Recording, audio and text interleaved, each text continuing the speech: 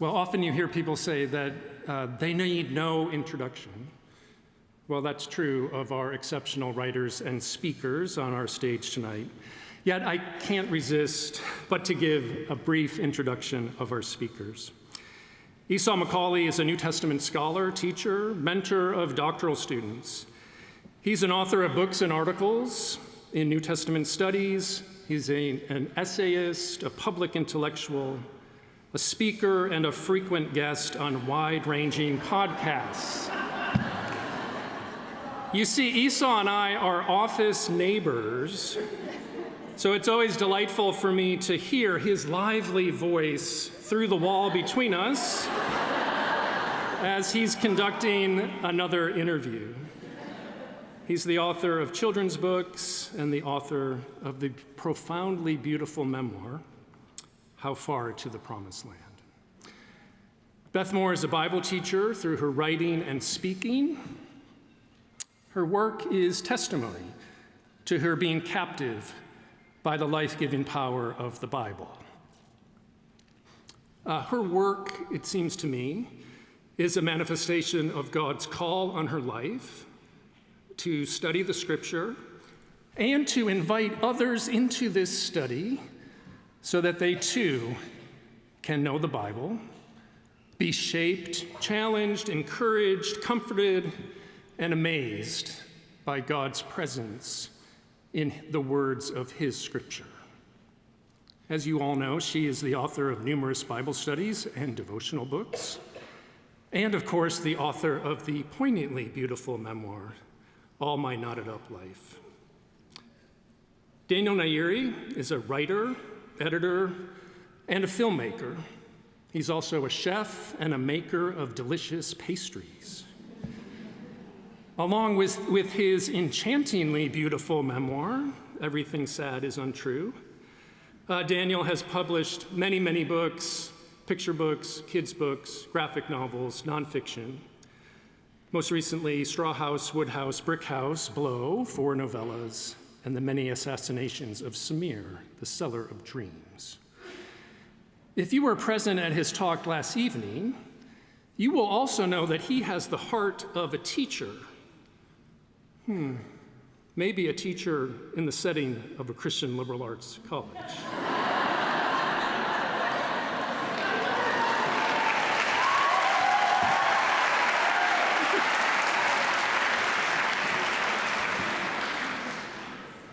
So, take a deep breath, settle in.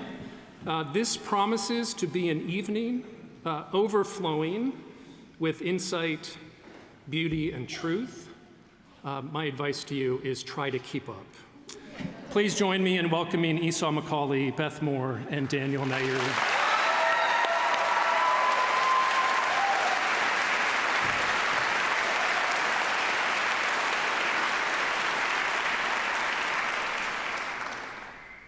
So thank you so much for being here. And may I begin, if it's okay, just to offer from my very heart of hearts my thanks for your work.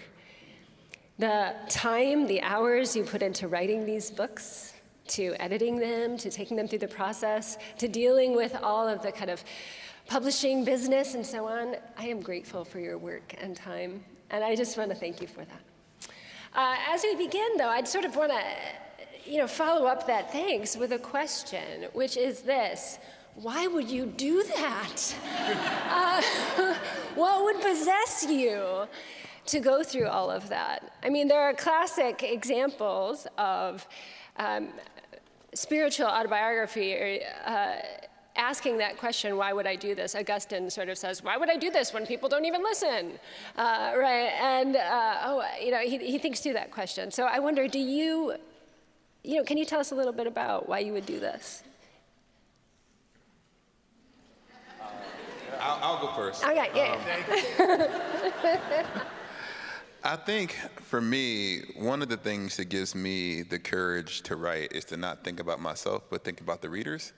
And there are tons of books that exist in the world where there's a white protagonist who goes out into the world and finds God. But I don't know what it's like to be like C.S. Lewis, to be a British Don, and all of the greatest intellectuals in human history are trying to convince you to become a Christian, right? That's not my story. And I wanted to tell a story about a black kid or a black family's search for God. And not just to tell a story that was for black people, but if C.S. Lewis from the United Kingdom can be universal, then maybe a black kid from Huntsville, Alabama could be universal, because there's something truly human about it. And so I thought that maybe by telling my story of my journey into God's family, it might help other people imagine their way in. And so that was one of the things that inspired me to be able to write, to maybe help people feel seen in the narrative. Yeah, I think also one of the things that was driving me is to be able to say to someone listening, Jesus holds. When everything else lets go, and when there are 100 things you thought you knew for certain, to get down into your journey where you know you are coming into what is at least the last maybe couple of decades, and you're able to look back over your shoulder and think, what a miracle of grace that he held. And you know, I've said to so many people, whether or not it's something you ever publish is another matter. But I do think that there is something sacred about remembering the Lord. He teaches us that from the very beginning of Scripture, taught the Israelites, remember, memorialize this. That's the heart of Memoir. And to remember how faithful he has been. And for me, it was trying to put some pieces together. And that's why I'm saying whether or not it would ever be something that you followed up with publishing. I think everybody at some point ought to try to write down the pieces of their story. I look back on so much of it and thought, it looks like such a train wreck. Yeah. But after you start writing, I remember looking at the finished manuscript before we were completely finished with, but my part, when I was turning in the last chapter, and I looked back over the thing and I thought, yeah, it makes a story from beginning to end. Yeah. And it looked so fragmented until that time. So I mean, the glib answer is that's my marketable skill, y'all. I don't have a lot of them. So that's the glib answer. Maybe the answer psychologically would be it is the only chance I had at doing anything that would be undeniable. And I used to joke when I was in publishing that I felt like a junkyard dog at the Westminster show, because like ugly but effective, and definitely not very welcome. And so in some ways I always felt as if I had to do something that was undeniable, otherwise it would just be denied. And so I think, but to give you the actual answer, I suppose, which I could share with you all, is it's one of the only times I'm doing anything in my day where I feel God's face shining on me. When I'm writing, I don't really, the final product is lovely. I have some friends who say things like, I don't like writing, I like having written. And that's fine as it goes. I don't particularly. I'm the exact opposite. When I'm writing, I feel as though he's reading it, and there are some very few times I feel as though I made him laugh, and it feels wonderful. And so that's why I do it. I do it for joy. Yeah, yes, that's right. Well, so that's your skill area. Is writing then particular to you, or is it something about writing that makes it a kind of holy space? So Beth, maybe I'd like to follow up on your question, where you sort of said, it looked like a mess when I was just remembering it, and then when it was written, there it was and in order. And so I'm wondering, can you just remember it? Can you just talk it out? Yes. Or is there a space that the written word offers, a kind of Well, holy place, space, right? It seems for Daniel, so I'd love to hear your thoughts on writing in particular. Absolutely. I love journaling even just as a routine in my daily life, even if it's just a paragraph, a few sentences, or maybe it's more than that. But I think we do learn what we're trying to work out in our own minds. When I am forced to write it down and put it into a sentence, suddenly even I am going at times, okay, yeah, that is what I'm trying to say. Every now and then when you feel like the Holy Spirit's going, spit it out, spit it out. and so you try to put it in some kind of words, and suddenly it's like, yes, to try to express it in language. And I love both of these guys, and I love their writing so much, but I love the sound of words and syllables. I love the rhythm. I don't play much piano, but I play a little bit. And sometimes when I'm reading a book, I can feel my fingers on keys because it feels like to me something's playing. And I think for any people that are just, and you must be, I'm so impressed with these students. I'm so impressed with them because they obviously love words.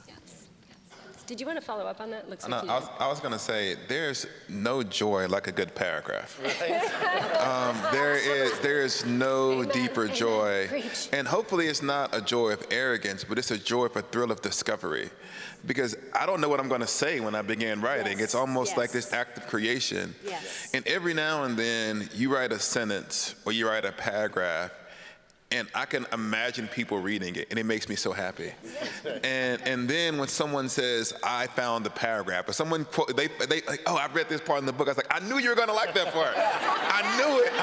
I had you. I was in my bag in that page. I had you." And so there is, and it's not a thrill. It's a thrill of anticipating someone else's joy. Yes. And that's what makes writing such a glorious and almost holy practice, right? You write something that you then give to the world in the hope that it might help them imagine a better life for themselves. And so, yes, writing is when I feel most free. It's probably why I'm a bad biblical scholar, because the Bible requires so much constraint, because you're constrained by what the text is trying to say. But when I'm doing creative stuff, I have the freedom to kind of be poetic and do other things. I want to hear some. Do you want to hear some? I think we want to hear some, friends. So I've asked each of the writers on stage to give us a taste, a teaser. So for those of you who've read one of these books and came because one of these books just, enlightened you so powerfully, well, you'll get to hear the others. So can I ask you to read some? Sure. All right. Where's the book? I lost it. Okay. Yeah. Well, I it have meant an that it extra. was awkward walking in with our own book. Yes, it was. It was kind of weird. Did you feel that it was? It was weird. Whatever do you mean? This is. I take this with me everywhere. Did you autograph your own copy? Is what I want to know, huh? So I think I have to go first. So 30 seconds introduction. I'm at an event just like this when the reading picks up. So I'm at an event, black guy, not a lot of other black people in the audience. Okay.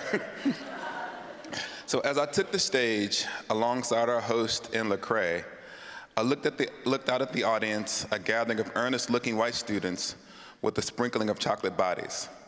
I saw in their posture and stares a familiar mix of skepticism and hope.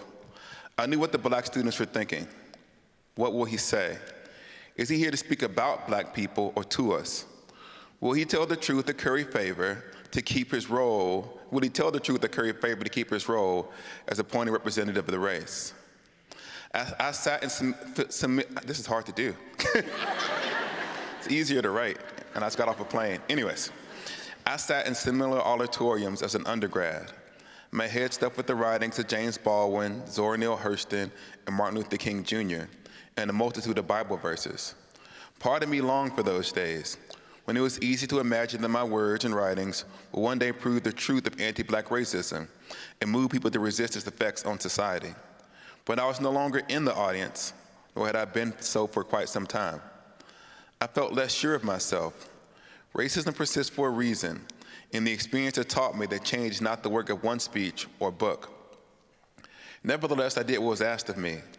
I tried to bring the teaching of Christianity and my knowledge of Black history, literature, and the Black church to bear on the evening's topic. As the night wore on, my words seemed to have some effect.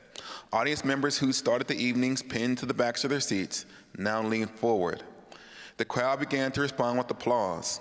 My energy was good, no doubt spurred on by the opportunity to make my son Luke proud. I could see him sitting with a group of college students in the front row, the youngest face amongst a sea of emerging adults. I'll skip forward to the next part. The presenter asked me, to help our audience, please tell us about one of the most racist things you've ever experienced. The question was framed as a way of drawing the audience in. Maybe the questioner thought a dose of pathos was needed to drive home the point that racism is wicked. Still, as a Black man speaking to a mostly white audience, I winced. I answered before my fellow panelists had a chance to respond. Can we pass on that one? Yes, we'll pass. Until recently, I would have deedily replied. On stages and in print, I would cut myself open and bleed in hopes that my pain and suffering would help bring justice to my people. It was how I'd been taught to speak. I recall meeting with my guidance counselor at the end of high school and asking, how do I fill out these college applications? What should I put in my college essay? What I meant to say was, how do I please these white people who have my future in their hands? They'd never been to my neighborhood, never stepped into my school, never traveled the streets of Huntsville, Alabama, in this dark flesh that is often viewed with suspicion. My counselor, long experienced in such matters, told me to write about all the obstacles I faced. Tell them your story and the things you overcame. Make them feel the difference that letting you into the school will make in your life. Colleges, she explained, wanted to know they had the opportunity to pluck a branch from the burning fires of poverty before it was consumed. Thank you.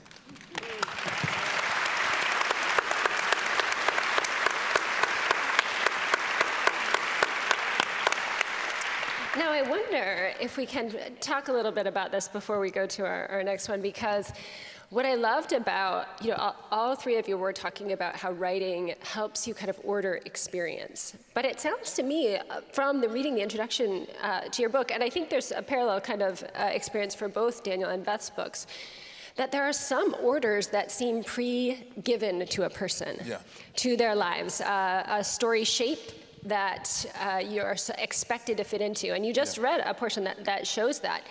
So how do you negotiate the tension? Oh, a paragraph is so beautiful and so ordered, right? But it's a structure. It's a given structure, right? And some of those structures feel kind of tight. Well, I think in some sense, my book is a protest against the ways in which Black people are forced to tell their stories. And the idea is that if we want it bad enough, we can achieve anything. And that the success of individual African Americans are meant to normalize and make ordinary the continuing oppression of those who don't succeed. And so when I found myself with something of an audience, and people said, we want you to write a book, the way that I protested was to show not just my story, but the stories of the people who didn't make it. And I think that both of those narratives are instructive about America, such that when people succeed, it doesn't mean that America is just. And when people fail, it doesn't mean that they're failures. Maybe some of those failures are a judgment on America. And so what I was attempting to do in the process of telling that story was to get people to see that the stories that we ignore are the ones that can be the precisely most revelatory.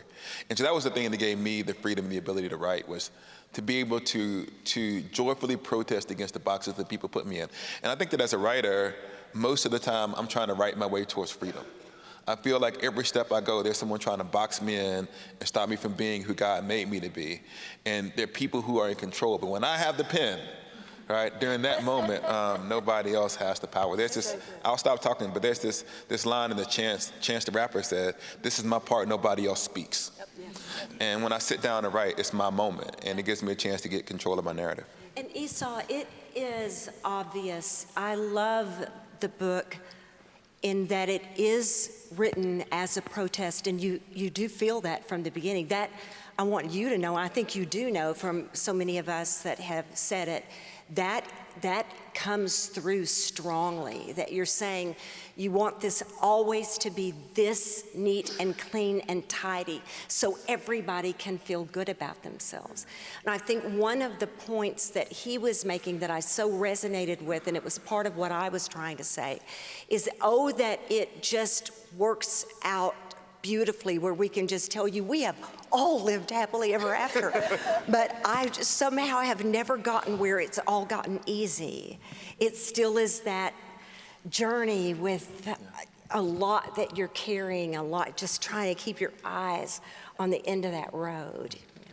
And for you, in your book, the idea of nodding and unnodding Yes. is one way to think about that, Yes. right? I mean, there are so many stories that you, too, or boxes that you're sort of operating in ministry context, the story of the conversion, the story of the perfect family, Yes. right? Like, that you're having to kind of wrestle with. I kept thinking, and some of you are going to know exactly what I'm talking about. I kept thinking, oh, well, in 10 years, I'm going to have this figured out. I was always projecting to a time when it was going to be very clear.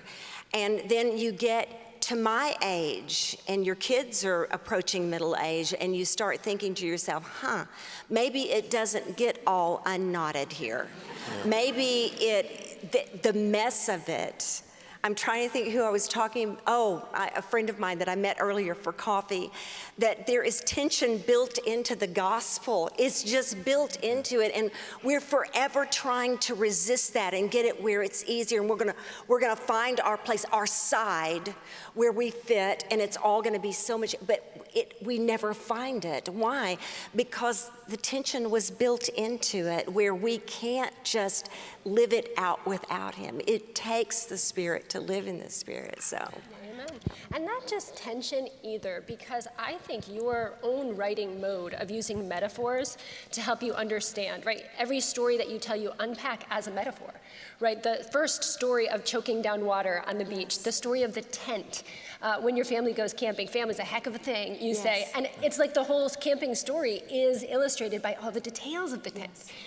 And so I think to myself, not just, there's tension, you could interpret it this way, or, but there's just more to say. Yes, but haven't you always, and I'm getting ahead because it's part of what I'm reading, but haven't you always wanted to just work out, look, could all the good people get on one side of the ring? And then all the bad people get on the other? I mean, is it just me? I just want it to be clear, for crying out loud. I want to know who's good and who's bad. And then, it just like life just flips everybody. I thought you were good and you're bad, or I thought you were bad and you're pretty good. It's just like, what? The older I get, the less I know. I hate that. Well, in terms of the frustration that you're talking about, I think, Daniel, your story with its form engenders some of that frustration in some readers, who want to have a kind of ordered story. Tell me the beginning. You were born, and then you sort of moved here, and you did this, and then this, and then this. And it's almost like that sort of story arc that we're expecting is something that cannot comprise your story. Do you have thoughts about how the form works for you? Well, yeah, so it's funny, I have a friend who, the whole time I was writing this, we would joke that, when are you going to finish your tale of immigrant woe? Because there's, he would always make, and he's like, what are you going to call it, a broken people? And he just makes fun of me a lot. But he's not wrong, that's the structure, that is offered. And I think as a result, trying to be funny or making light of it in some ways, at times where you would think it's going to zig, it zags, I find myself having that same kind of desire, and that just may be an artist's contradictory impulse, but also in some ways wanting to make sure that, I don't fall into those sort of narratives that I think simplify the situation. I think that I find myself really there were many times in my life where things were horrible, and I was like, well, this is really interesting. I'm enjoying this adventure. Yeah. This is adventurous to me at the same time as it's gonna hurt probably when I think about it as an adult. But Is it odd when I was having this? I said, I think I'm going to write about this one day. I'm like bleeding. I'm like, what color is that grass? I need to make sure I have that that's right. really down. Yeah. Do you need a notebook? I have a notebook. That was a backhand or a forehand? Yeah. Taking notes early. Yeah. Absolutely. Yeah, I think that's the only way to. Well, I also think these things come in packages. We now live specifically in a like the easiest heuristic on the internet is for you to tell me one thing about yourself, and then I can tell you everything else, because that's the job of the internet, is to sort of package you into like a constellation of beliefs that come together, and no one I know actually has all of them at once. And in this case, like if you were like, oh, okay, dude, this tall, this old, wrote a tale of immigrant woe, what's it going to be about? I'd really like it if you were surprised rather than, met with exactly what you were expecting there. Well, sometimes people tend to check whether the things that they hold to be those central things are present when they read a book, to sort of say like, oh, just to check that so-and-so is okay. Right. Certain tenets or something like that are tied to some of those story shapes. I mean, gosh, when we were growing up, we would get these tracts that had 4 spiritual laws on them to sort of tell us about how to come to a saving knowledge of Jesus Christ. And as someone who is, deeply devoted to Christ from a young age, I wanted to do it all, right? Like, okay, Jesus loves you, all have sinned, Jesus is the answer, you must receive him. And sort of like, okay, here's the way it goes. And so you have to know this kind of good beginning, and then a messed up part, and then a part where you come, and then a part where you just sort of decide. And that's a story shape that's the morphology of conversion. We can study it in Puritan narratives, et cetera, right? And yet your books are much longer than those pamphlets. Much more abundant. Do you know what I mean? Yeah. There's a lot there. So, Beth, do you think you could read us a little bit of yours? Okay, so the picture on the front, which of course I know you can't see, but I have chosen a little portion of it that is from this trip. It opens up on vacation. My family was very much not a camping family, but we were going to see my cousins who were campers, and so therefore we were having to camp on the way, and it was disastrous. But I'll start here with that in mind. I'm in a Volkswagen bus, blue and white, iconic, with my family of 8. Since I have no vivid memory of when this wasn't so, I don't think it's too soon to say that Albert and Aletha, those are my parents, were not as fond of one another as one might hope on a 2-week vacation, or for that matter, what would turn out to be 50-something year-long marriage. I could offer a good many reasons why this was true, but for now, only one is needful. My father drove with both feet. His right sole on the accelerator and his left on the brake, even when he was privileged to be at the wheel of an automatic. The erratic spasms of my dad's 2-foot driving made a catnap particularly challenging for passengers on a protracted trip. My mother was the anxious type, at which I, a woman of like ilk, choose to cast no stone. I mean only to paint the picture of my parents, Albert and Aletha, in the front seat of a VW bus for hours. She kept her left arm stretched over my little brother at all times, and her right hand braced on the dashboard with a lit cigarette between her index finger and middle fingers, catching a drag when drag could, and drag always could. I was raised in a cloudy pillar by day and a lighter by night. To this day, I nurse a fondness for the sound of a match head combusting against the striking strip of a small rectangular box, psss, like a petite bottle rocket on the 4th of July, and for the pitchy, quick fading scent of sulfur dioxide. The real work on that summer vacation began when we stopped for the night at Fort Walton Beach campsite. I suspect saving the expense of a motel stay might have not been the solitary reason for the tent purchase. My cousins were campers in the way that ants are insects. They were the sort that could have started a fire rubbing dandelions together and lost in a forest weeks of berries, grasshoppers, and deer milk would only have left them more robust. While Dad tried to figure out which side of the tent was the top, Mom emptied half a carton of Pall Malls. The more he huffed, the more she puffed. The rest of us coped with the taxing assemblage in our own ways. Wayne stood by wide-eyed, fidgeting with an edge of the canvas, scared to help and scared not to. Any second, Dad was going to say, "Are you just going to stand there?" I suspect this quickly approaching inevitability is why Sandra, that was my oldest sister, suddenly volunteered to walk Gay to the campground restrooms. Tony threw rocks, which lessened neither the huffing nor the puffing, and I sucked my usual 2 fingers and stared at the night sky, wondering why Florida had no stars. Arkansas had stars. Finally, having triumphed over the tent pegs, Dad entered through the zippered door and was swallowed whole by nylon. A great flailing commenced, a ghost thrashing. Somewhere near the apparition's rotating head, the top end of the tent pole searched wretchedly for a point until it was found and affixed. Dad emerged like a slathered newborn from a heavy-labored nylon womb. Each of us was handed an olive green air mattress to blow up for our beds. Nanny, my grandmother, being elderly and all, got both an air mattress and a cot to set it on. There is an art to squeezing the mattress valve open while you blow it through that exceeds the mastery of small children. Despite the loudest of efforts, Tony's lips never did seal around the valve, meaning he primarily spit on his mattress. What was left dry, he wet during the night.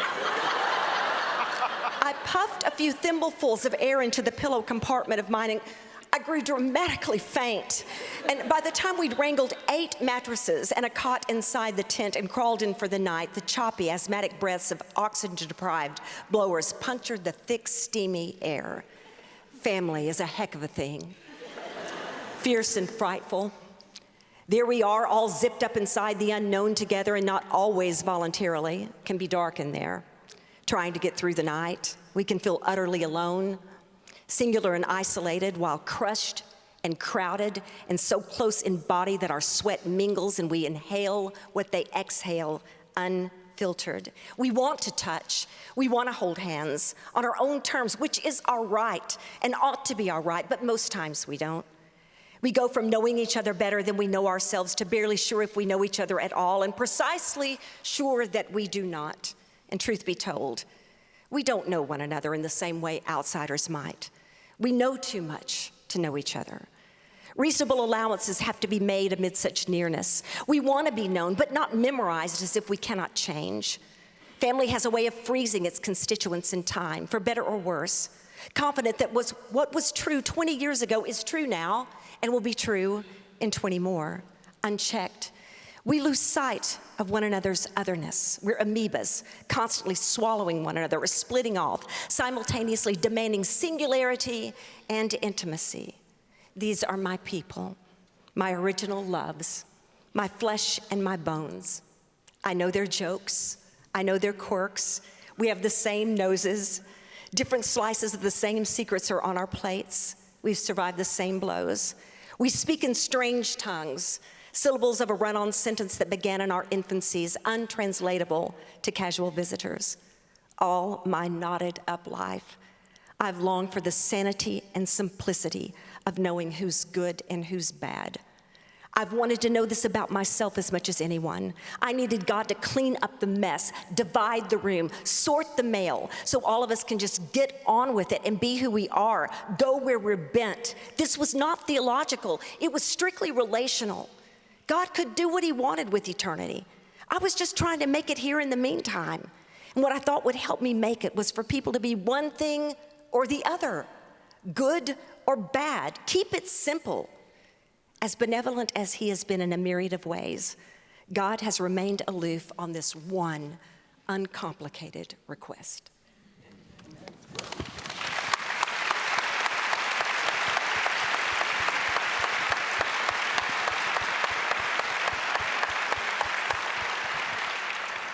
I love that passage. And in fact, that's precisely the passage that I meant when I was talking about your use of metaphor. The whole story becomes a way into thinking more complicatedly about a topic. Family is hard. Okay, that's a simple statement, right? But the details of the inhaling and exhaling each other's breath come from the details of the story.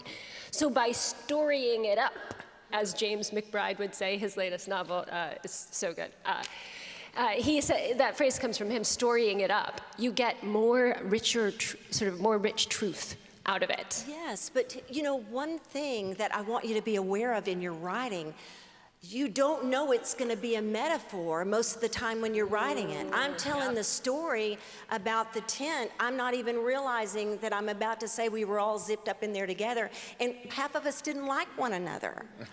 You know what I'm saying? So write the story, and that's when you begin to see. I can't think of one of those metaphors I planned. Yep. Totally. Now, Daniel, you also story it up. In fact, your book has been described as a love letter to storytelling. Good review. You must have been proud of that. I don't read those. No idea. I would feel very bad about myself, even if they're positive. They make me sad. But can you talk? Right? I do the best line. We want to be known but not memorized. I mean, Get out of so here. good. Get out of here. That's so good. Reviews. No, same thing. But my point is you sort of add details where sometimes there weren't details in your memory. Can you talk a little bit about that, storying it up?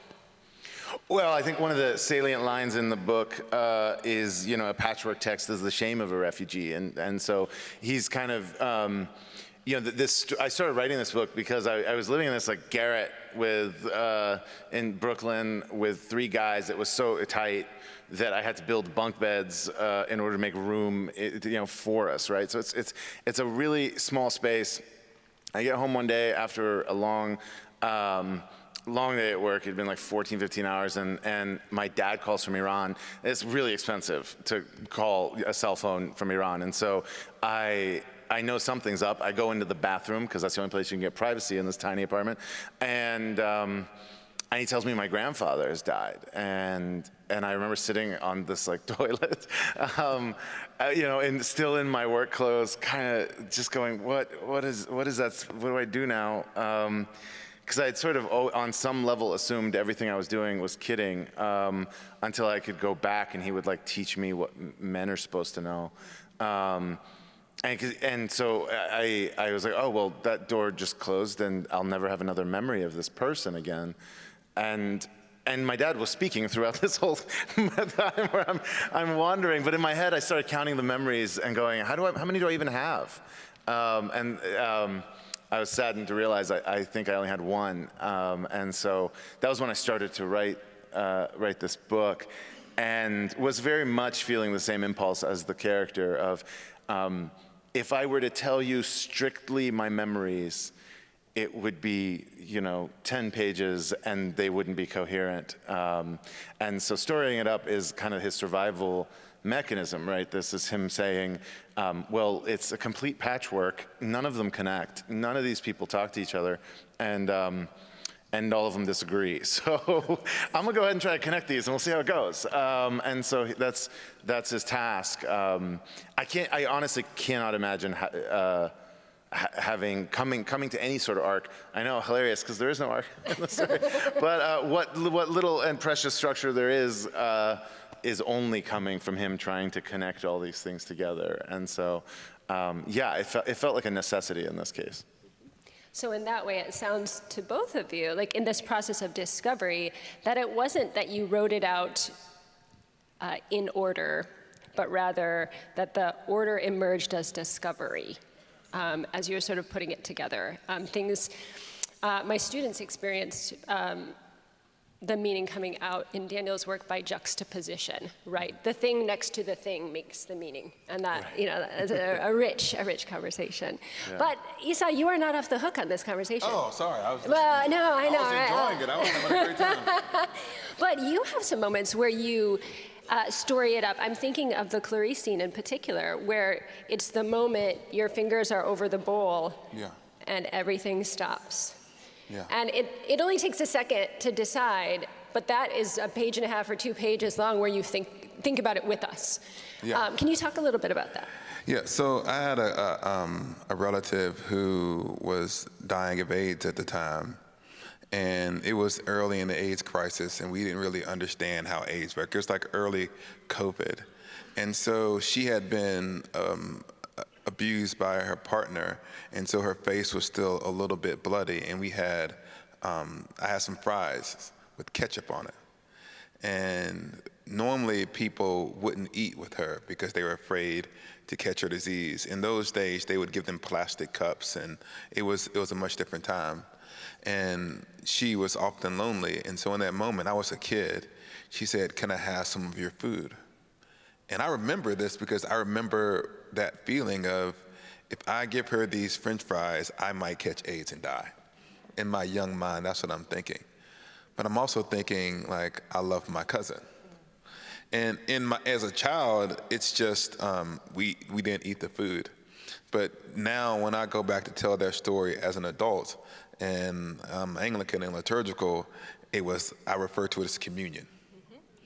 And that's what happens to your stories. They're layered upon each other, and as you return to them, they don't necessarily change, they take on depth.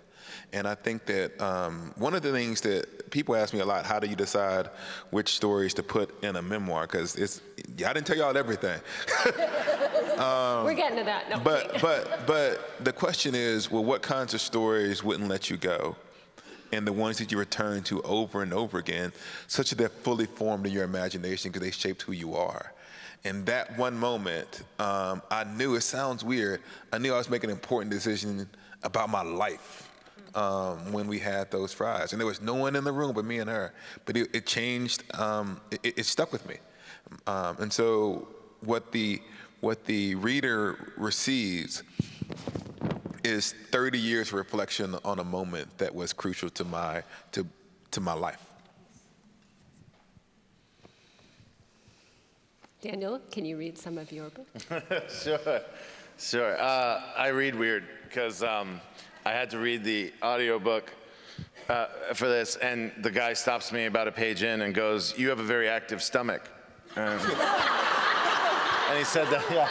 He said that like right in my ears. And I was like, "Well, thank you for that.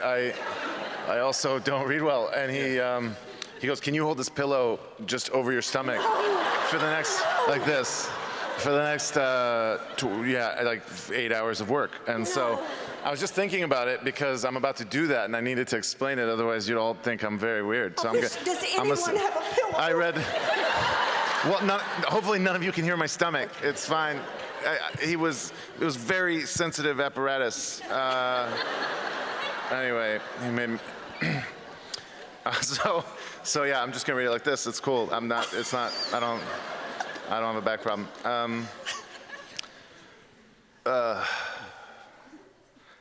The legend of my mother is that she does not stop. And if you don't stop, you're unstoppable. I know I told you that already, but you didn't understand it the first time. I know you thought you did, but you didn't. Trust me, reader. I love you with all my heart, but you just don't know. For instance, I bet if I asked you, what is the toughest stuff on earth, you'd say diamonds, but you'd be wrong. You should have said, your mom. And if I said, what is toughness anyway? Is it being an unbreakable rock? You'd say yes, because you'd still be thinking of it wrong. And I'd say, but isn't it harder to break water? And you'd say, well, yes, you can break water, or you can't break water. I would try not to smirk here because Mrs. Miller says, that's why I don't have many friends. And you'd say, but at the molecular level, everything is eventually breakable, even an atom. And you'd be right, because being breakable has nothing to do with toughness. Everything breaks. Everything is whirling around in a big bunch of motion and energy, crashing into each other at the size of atoms and icebergs, and will crumble eventually. But then you'd say, so what makes you think your mom is so tough? And I would say this part slowly, because I've said it before. I'd probably even whisper, because she's unstoppable. Every rock smashes into everything else and breaks. That doesn't matter. What matters is whether the rock keeps going the same direction it was going when it smashed. Do you see what I mean? What keeps going? What do you know that keeps going? Never distracted, never bored, never deterred. Beat up and threatened? Sure. Humiliated and ignored? Often. But never, never stopped. That's right. You get it now. My mom. Here's something that only makes sense now that you know what you know. In a refugee camp, it is the waiting that will kill you. The whole point of a refugee camp is that there are actual people trying to kill you. But really, it is the slow, numbing death of hopelessness that does it. You have to imagine a room that's just a cement cube, nothing beautiful in it. If you're not careful, this is also what becomes of the parlor of your mind. The room is your room in Hotel Barba. It has a bed, no lamp, one light in the ceiling. There is a bathroom with a shower, toilet, sink, nothing else. No glass, no mirror, white walls, no art. You leave the room and enter a hallway of doors that look just like yours, nothing else. A fluorescent light above makes faces look green. If a door opens while you're out in the hall, the face in the doorway is unsmiling. It won't speak what you speak. It's scared like you. Down the cement stairs, there's nothing but an entryway. The staff are not your friends. They're good people, most of them. But other people before you were thieves, maybe, or liars, so they've become hard. They police you. If they find out you put cinder blocks in your shower so you can sit down while you wash, they will shout at you and take them away. So you stay away from them. You don't have any money. You're not allowed to get a job. Even if you're a kid who speaks Italian and looks like the other kids in town and could carry groceries or dig a trench or something, make mug rugs, I don't know. They won't let you. You can't travel. You have to wait. There are 1 million papers shuffling across 1 million desks under 1 million upturned noses. Eventually, one of them will get stamped and you'll be told you can go be poor in Canada. But that's still weeks or months or years away. You have to wait. There's nothing to do, no TV, the radio plays gibberish, no library in the words you read, obviously no video games, no Game Boy, no comic books. You might have a ball, but if it pops, you shouldn't cry. No art supplies, no yo-yos or whatever. So what do? You wonder, you wait. You kill time, remembering some other place in your life. You count those memories. Maybe you were happy then. You cling to them. If you can, like if your family isn't dead in Kurdistan, then you write letters. You tell them to write back. You beg for news, anything. You have to wait until your mind starts to betray you a little. You count minutes until the Zupa guy yells, "Zupa!" and you can file into the cafeteria for food. You count seconds. This sentence took you 3 seconds to read. This took 2. 1, 1, 1. Add them together. What else are you going to do? You have to wait. 5, 6, 7. You go till the number is so big you can't say it in your head in the space of a second, and so you fall behind. 2,747, 2,748. But that took you 3 seconds to say, so you're really on 2,749. You're losing time. You don't care. Little by little, you stop caring about most things. Who cares if they ever let you go anywhere? What sadness you've seen. Maybe it never goes away. Maybe it is the most true thing. Who cares anyway? Who cares if the people of the world don't want Daniel? Daniel doesn't need the world, and he doesn't need the people. But you have to wait. It's dark now, and you've eaten the begrudged food and counted thousands of seconds and become so angry. Your fists go stiff, and you stagger up the cement stairs to your door in the unmarked halls to your cement room, and you lie down. And you admit you do need stuff. You whimper that you want love, and you wait. You wait all night. You wait for the committee to find you. You wait for some stamp to give you permission to go somewhere and live, and that's what it looks like. Unless you're my mom. She doesn't wait. She bangs, she doesn't whimper. When we got to Hotel Barba and she saw the dead eyes of the people, not even begging to stay alive, she told us, no, we won't do that. Back then, I didn't know what I know now. The people just looked sad to me. So I said, do what? Wait, she said. Waste time.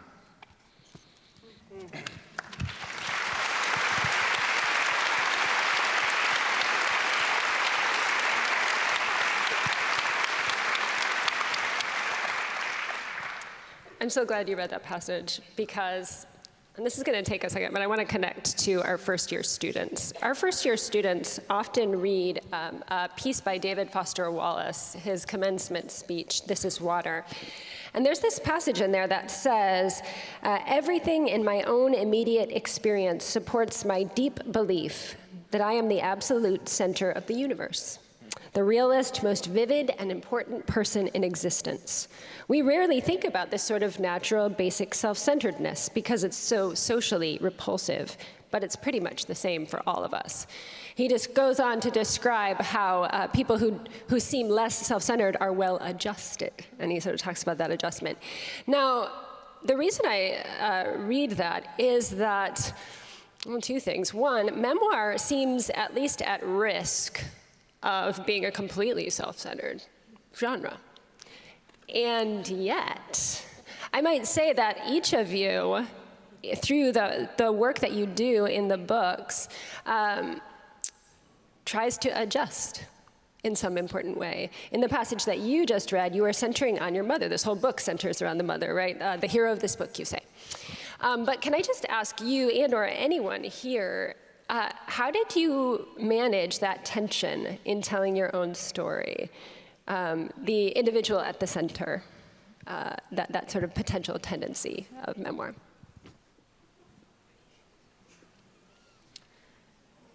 Yeah, I mean, I've never been the hero of my own story. So he's a very passive kid. He's watching all this stuff. I'm not even the hero of like how this book ended up. Like, I mean, I'll tell you. Do you want to know why I'm here? Like, I'll tell you why I'm here. Like, I wrote this book. I wrote 12 books before this. They all came and went. I wanted to be a writer, and then I wrote this one. And I had this really interesting experience with it. I'll quickly tell it to you. It was, the New York Times wrote this review, and they called it a masterpiece. And I was like, my ship's come in. This is great. When I was young, as a young agent in New York, if that ever happened, Michiko Kakutani, I remember once called a book a masterpiece. The agent who I was working for had to call the author and say, don't buy a boat. You're about to get really rich. Don't buy a boat. And I was like, wow, that's what happens. Well, it's been a long 20 years for the New York Times. And so when they said that, I had to stop on the side of the road because I heard, and I thought, wow, this is going to be amazing. I know the exact number now that you get if the New York Times calls it a masterpiece, and it is not enough to buy a boat. It's not even enough to buy like a toy boat. It's bad. And then a few weeks went by, and I had this interview. I was lucky enough to get an interview with NPR, and they used the same word, and I was like, some folks, like they have a lot of totes, and they talk to a lot of people on the radio, and they said it. It's my ship's come in, but I won't buy a boat because I'm gonna stay humble. It's gonna be good. And I know the exact number your book sells if your NPR ever calls it a masterpiece, and it's definitely not enough to buy a boat.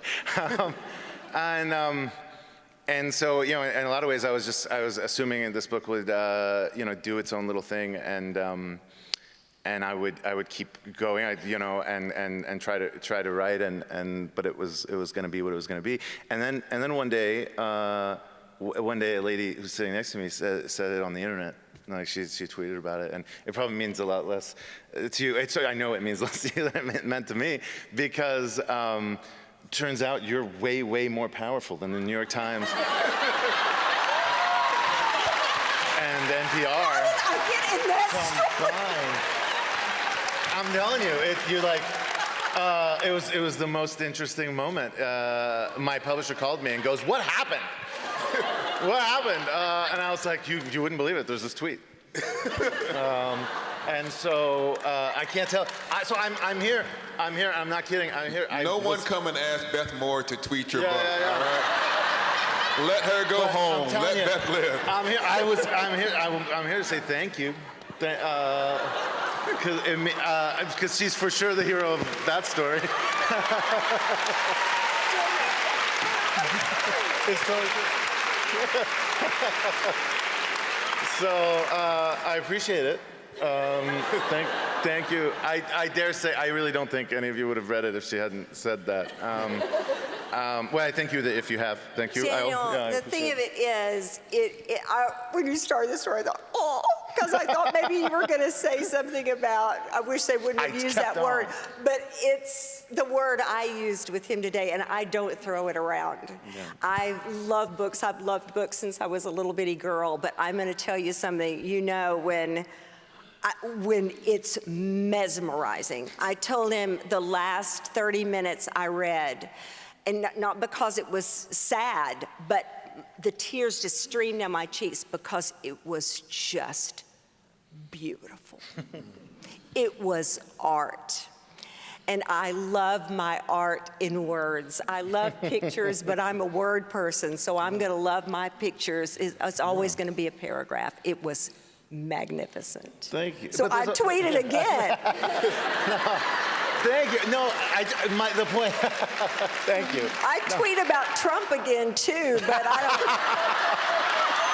don't know. You were the hero of that story So too. maybe you like. That's 2 times. Maybe you like me and maybe you don't. That's all I'm saying. Yeah. No. Somebody else will save you. I promise. It won't be yourself. Well, I mean, maybe that brings up a good topic for us, which is, what do you see the role of the reader? You know, what should the reader own about these books? When we write memoirs, Esau, you were talking earlier about what you hoped, you know, I would tell a story that is different than the way the normal story was there and so on. But what do you want people to do with these books?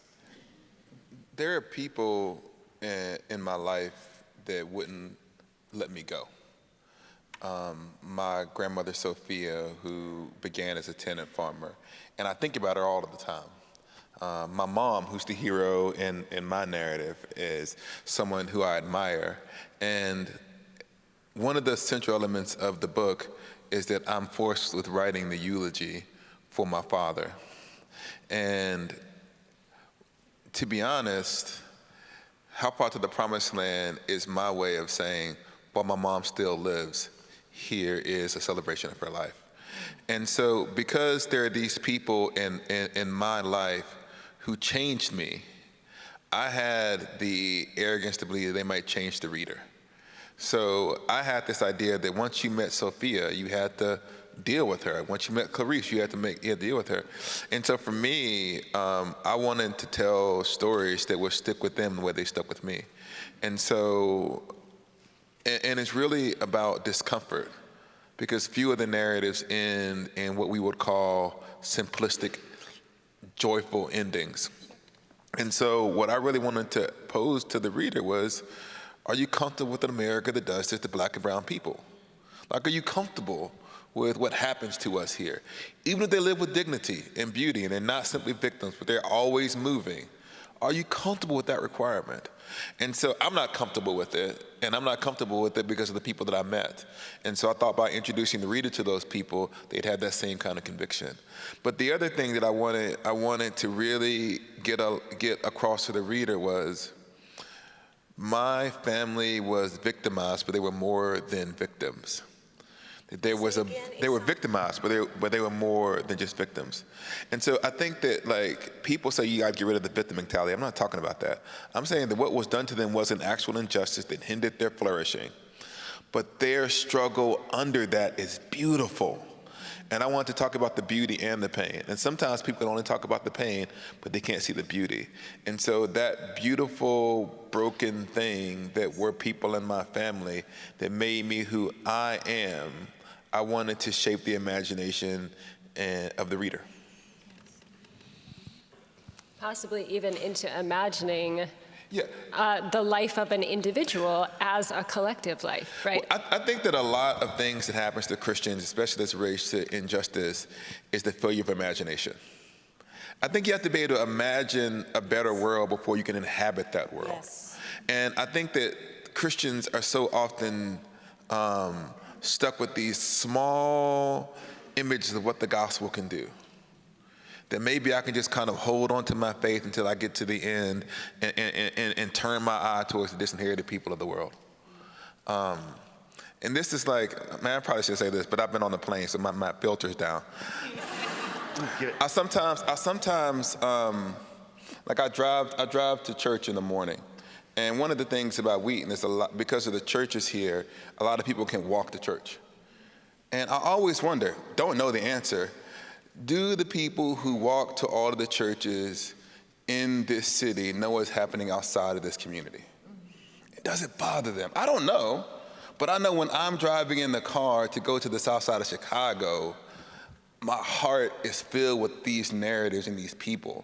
And I said, I want to transfer as much of that as I can to every reader. And so that kind of passion is what motivates me to write. It's beautiful.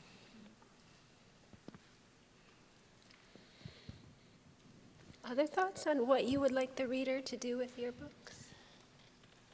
I was thinking as Esau was saying that yes, I do think, I had another answer entirely, which is that this is the teacher in me.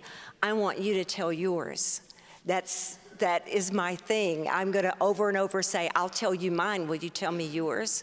Because I think that if we could know one another's stories, we're in such a time of fracturing and divisiveness, and we have stereotyped and grouped people, and we're so sided in our mentality, and so we're more convinced of what we don't believe than what we do, and all of the things. And I'm just like, but if we sat across a table and talked, if we knew a little bit about one another's story. And so part of mine is because I want you to tell yours. You have one, and it really is spectacular. And I want you to be aware of it. But I was thinking, as you were saying that, Esau, yes, because I'm thinking of the timing of mine. I was a victim of sexual abuse in my home. My father was a pedophile. And I had watched the kinds of frivolous reactions to a sexual abuse crisis, and I was so appalled. I thought, you people, and I hate to do the you people thing because this is exactly the mess that we're in, is the you people. But it was like, you have no idea the price a child pays for abuse. You have no idea, or you would not be sheltering the abusers. You would be trying to protect children from those who are predatory. And so it was like, this is a lifelong, it fueled decisions I made in my adulthood. It fueled so many relational disasters. And so it puts me in a place of awe, because yet I can sit here and tell you today, am I destroyed? No. Every now and then I feel like the Holy Spirit's whispering to my heart, well, Armin, are you ruined over all this? And I'm like, I want to go, yes. I mean, it's like the Lord going, are you any worse for the wear? I'm worse for the wear. I'm worse for the wear. But then it's like, no, I'm strangely happy, and I love Jesus, and we made it together. And I think that one of the things I think that can happen is that when someone reaches a certain place and they see us, we have our nice clothes on and quasi-shaved, and they may think that we're Christians because things worked for us. Because they see like this finished product, and they think, well, my life is so different, I might never come to that confidence in God. And so I think sometimes it's important for people to understand that what you see is not all that there is. And that a lot of times when you might think that this trauma that you're experiencing is going to undo you, there is a God who's there in the middle of it. And sometimes you can say that through Bible verses. Me and Beth do Bible all of the time. But sometimes it's important to show how those deep convictions take root in the actual lives of people. And so, and it's a cliche, but sometimes you have to show people your wound so they know that God is a healer. That is an important part of what it means to have a testimony. Paul says, let nobody bother me. I bear in my body the marks of Jesus Christ. Like, I've been through it, and I'm still here. And I think that's an important part of what I wanted the reader to hear. Not just these things happen. They ought to bother you, like they bother me. But these things were not the end of my story because God was in the midst of it. That's right. Yeah.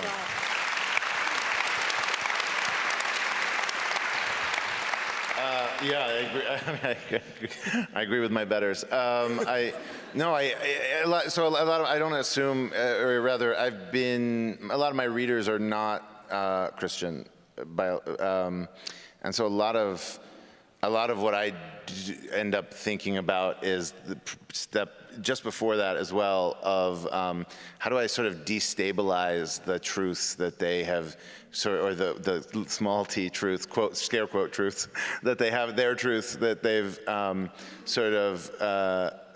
that they're still holding on to. How do I destabilize some of and ask the right questions that in a story? And sometimes, I mean, other than this, I write like fairy tales or comedies on the Silk Road. Like it's not like a real place where I'm delivering, delivering sort of a contemporary narrative of my testimony or anything like that. And as a result, how can I use a story like a fairy tale or anything like that to ask the right questions that will hopefully get them at least unsettled enough to start thinking about those things, to start seeking folks that will hopefully have, it will basically start seeking, people like my pastor or ministers, actual ministers. My job as a storyteller is in some ways to sort of rake up that mud inside, that's settled inside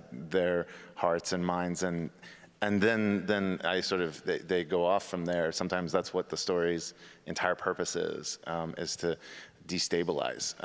Daniel, I have to tell you something. Do you know, when I was reading it, I didn't have any kind of heads up about it. Yeah. I was very intrigued by the cover. This is how good a cover can be. And I'd heard a little bit, but I had no idea it had any kind of Christian turn or theme in it. It took me totally by surprise, and delight, of course, because I share that faith. But I just wanted you to know, I would have read all the way to the end. You had me. I didn't know where it was going. That took me by surprise too, in the sense that I was about halfway through writing the book, and I was thinking, so are you going to really talk about your mom's conversion this whole time and not make any claims at all? And this voice kept, every morning I sit down and write, and it was kind of nagging at me, and you can tell it took about 250 pages before I responded, because I was like, this is not going to go over well, y'all. This will be the end, and it's on some level because you'll just make everybody angry. And I said before, the verse that, the scariest verse in the Bible for young Daniel is, if you deny me before men, I'll deny you before. I know that one because it's a concept of the fact that Christianity is a confessional faith, right? And all my life, life would be a whole lot easier if I could just. If that verse wasn't there, frankly, if he was like, yeah, just fudge it a little bit when you hand the security guy out your passport and be like, I don't believe anything, things are fine. I'm not kidding. My life would be distinctly easier. And so, and I remember thinking, wow, this is the first time you're going to write this story, and I just felt.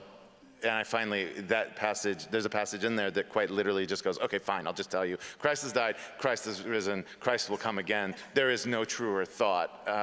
And if I'm going to write something that says a true story on it, I can't get away with not saying that sentence. And I just put it in and was like, all right, let's see how this goes. but it really was surprising. I was going to shirk that one for a long time in the work of it. And in that sense, it becomes one of the discoveries that Beth is talking about, right? As you are writing this story, you find yourself saying the truest thing. Like Esau, when you're in that moment and the fight might happen, who are you? Yeah. I'm a Christian. Discovering it as you say it, discovering it as you write it, that moment, through the writing of these stories, through the telling of these confessions, the truth comes out.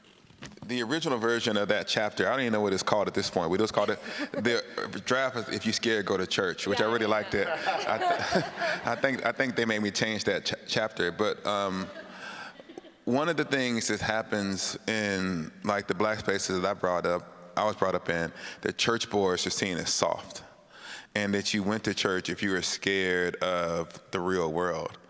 And so, in one of the key scenes in the book, I found myself in the wrong neighborhood and confronted by this guy who asked me, where you from? And like the way you're supposed to answer it is like, I'm from J.O. Johnson High School. Like, what is, like, that's the answer, right? You claim your neighborhood, and whatever comes after that, that's what you do.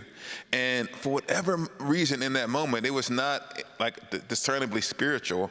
I hear this voice say, I'm a Christian, which is the softest thing you could possibly say in the hood. And I immediately regretted it. Because I was like, I want to grab it and pull it back. No, I'm about that life.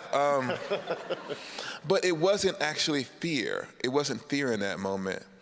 I was so tired of this world that had us stuck in these roles in which that person who was mad at me wasn't my enemy. We were about to fight and die over the projects, and I don't even, like, the neighborhood was horrible. Like, it's like, there was nothing here worth me giving my life over, and neither was my actual neighborhood. And so that utterance, I am a Christian, in that moment of pressure, was God deciding for me that my long journey of running was over. And one of the things that, it's funny, you talk about like how you don't know what you're going to say until I wasn't planning to put that in the book. That just came out in the story that I was telling. But it becomes the theme, is that we find out who we are when we're pressed. And my neighborhood pressed me and pressed me and pressed me. And what was at the bottom of it, and what I talk about is, I had this rule in my head, because my pastor was a good preacher, and I was like, if he preached a really good sermon, I wouldn't sin that week. If it was a bad sermon, I would sin. So like, I came in on Sunday like, what do you got, right? So my Christianity was like week to week. And so like, oh, you were slipping this week, I'm in the streets, right? But we would replay it every Sunday. But that was how I thought of my faith. It was a day-to-day moment, but it wasn't inside of me. But somehow all of those sermons and all of that back and forth was doing its work, and in the fullness of time, it kind of came out of me. And so I think that one of the things that for me, and maybe that's like the point, the book isn't a narrative from like lost to found. It's like lost, found, lost, found, lost, found, lost, found, lost, found. Oh, that was real, and then I was lost again. And so it was God's persistence, not my own piety, that I think did its work over the long scope of my life. Amen. Yeah, I would say this: if you are the hero of your own story, you're not ready to write your memoir yet. It doesn't mean that something's wrong with you. It just means wait a few years. Or seemingly start, and you'll find that it destabilizes, right? At least that seems to be the testimony here. You story it up and you realize, oh, that didn't mean what I thought it meant. Or I think you realize that God is writing your story. You think that you're in control of the story, and then God is writing. You talked about how you began to like realize you're a metaphor after writing it. Yes. And I thought, like, it was in the process of writing, this is a story. Yes. And even when my book ends, I was not planning on ending it, but the book decided it was finished. Yes. And I was like, oh, I guess I'm done. Yes. As are we, ladies and gentlemen. Will you join me in thanking our